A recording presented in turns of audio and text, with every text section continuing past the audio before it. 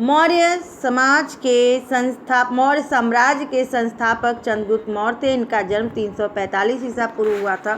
Justin ने चंद्रगुप्त मौर्य को सेंट्रोकोटस के नाम से भी बताया, जिसकी पहचान विलियम जेम्स के चंद्रगुप्त मौर्य से की थी।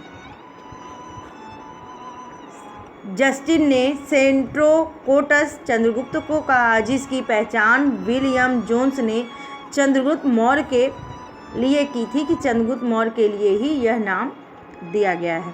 विशाख दत्त कृत मुद्रा राक्षस में चंद्रगुप्त मौर्य के लिए विसल शब्द का प्रयोग किया गया है, मतलब निम्न कुल में उत्पन्न। यह निम्न कुल में उत्पन्न हुए।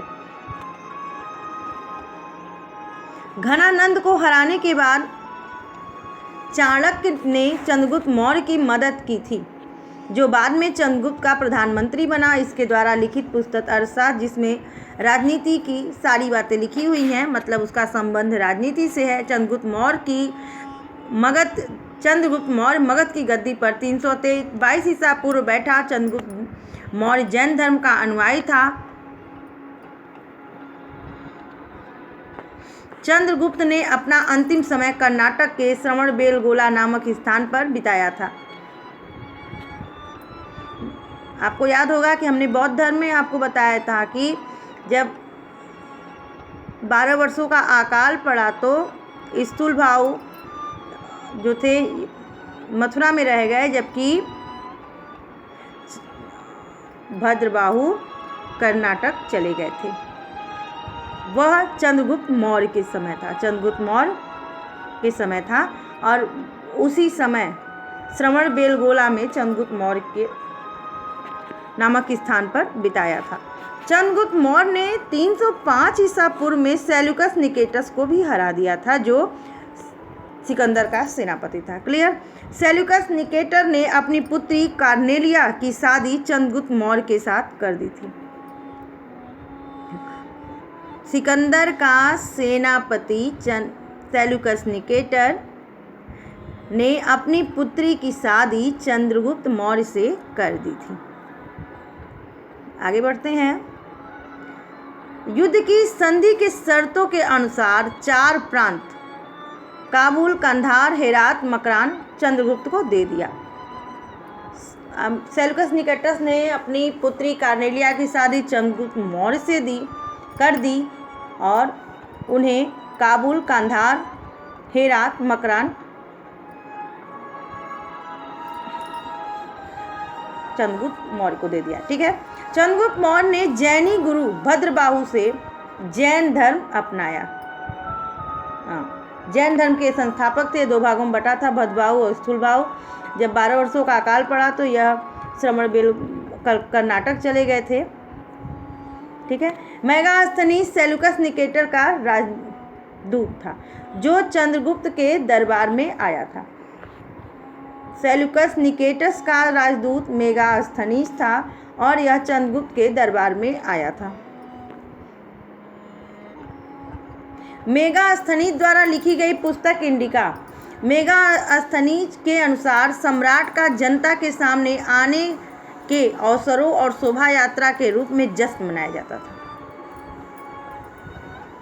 मेगास्थनीज की पुस्तक इंडिका के अनुसार जब चंद्रगुप्त मौर्य जनता के सामने या फिर शोभा यात्रा में आते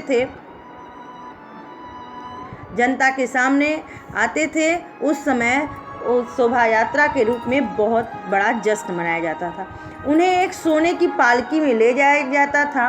उनके अंगरक्षक सोने और चांदी से अलंकृत हाथियों पर सवार रहते थे।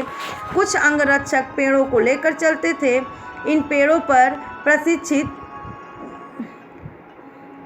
तोतों का झुंड रहा करता था, जो सम्राट के सिर के चारों तरफ चक्कर लगाता रहता था। राजा समांतर हथियार बंद महिलाओं के साथ घिरे हुए रहते थे। उनके खाना खाने से पहले खाना उनके नौकर चखा करते थे। वे लगातार 2 रात एक ही कमरे में नहीं सोते थे। ठीक है, इतना क्लियर करते हैं पहले कि जब चंद्रगुप्त मौर्य जनता के सामने आते थे तो वो एक शोभा यात्रा के रूप में जश्न की तरह मनाया जाता था, जिसमें हाथियों पे सवार सैनिक, हाथियाँ सोने और चांदी से जड़ी हुई रहती थी और राजा सोने की पालकी में आया करते थे। हथियारबंद महिलाओं से चारों तरफ घिरे रहते थे। सैनिक पेड़ लेकर चला करते थे। राजा खाना खाने से पहले उनका खाना नौकर चखा करते थे। वह लगातार एक ही कमरे में नहीं सोते थे। यह चंद्रगुप्त मौर्य की विशेषता थी। चंद्रगुप्त मौर्य ने जैन धर्म अपनाया था। पाटलिपुत्र के बारे में, पाटलिपुत्र एक विशाल प्राचीर से घिरा था, जिसमें 570 बुर्ज, 64 द्वार, 2-3 मंजिल वाले घर लकड़ी और कच्ची ईंटों के बने रहते थे। राजा का महल काठ का बना होता था, जिसके पत्थर की नक्काशी अलंकृत की जाती थी, जिसे पत्थर के यह चारों तरफ उद्यानों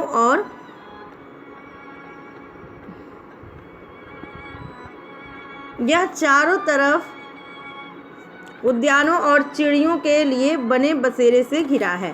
चंद्रगुप्त मौर्य ने सेल्यूकस के बीच हुए युद्ध का वर्णन एपियानस ने किया था। प्लूटार्क के अनुसार चंद्रगुप्त मौर्य ने सेल्यूकस को 500 हाथी उपहार में दिए थे। चंद्रगुप्त मौर्य की मौत 258 ईसा पूर्व श्रवणबेलगोला में उपवास द्वारा हुई थी। Thank you for watching.